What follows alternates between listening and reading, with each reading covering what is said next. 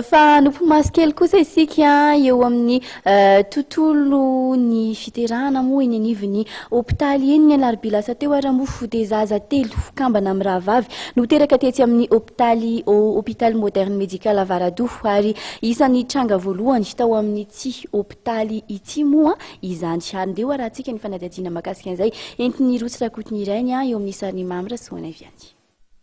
Kambana telo mirahavavy Ira Miarana Irintso no teraka ny alarobia lasa teo tao amin'ny klinika moderne médical Avaradoha. Tranga voalohany tamin'ireo zaza 90 teraka tamin'ity taon'ity tao amin'ity toeram-pitsaboana ity izany tranga izany raha nambaran'ireo mpitsabo. Tamin'ny alalan'ny fandidiana no nahatongavan'ireo zaza teto an-tany somary tonga mialohan'ny fotoana izay tokony ho nahaterahana izy telo mirahavavy ary tsy maintsy notazomina eny amin'ny hôpitaly mandra-pahazoan'izy ireo ny lanja sahaza. Efa napozina hono ren'ireo zaza izy telo mirahavavy ary efa nivonina ny tenany. Efa fantatra ihany koa hoe vavy daholo.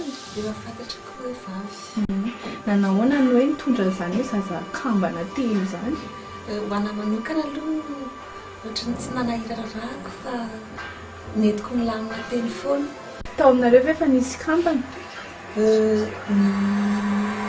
Taloha zanakana lavin'ny dadabeako nefa nisy kambana. Akozy. Ny tany Lovatoko ny anankitelo. Naneho ny hafaliany tanteraka ihany koa ny rain'izy telo mirahavavy ary efa mivona ihany koa ny tenany amin'ny fikarakarana sy ny fanabeazana azy telo mirahavavy. Ake sara matsara daholo zareo na renina ny zaza. Efa niomana dia ilay izy koa tsy maintsy atrehana satria menaka ny ainareo dia manam-pikasana izay napiditra zareo amina association ana kambana. Raha ny vokatry ny fanadihadiana misy araka ny fanazavana izay nomen'ny mpitsabo dia ny 5,700 ny voka zazakambana telo ao anatin'ny voka misa 700 dia tranga natoraly avokoa raha toa ka vokatry ny fivoarana ara-tsiansa ny sasany.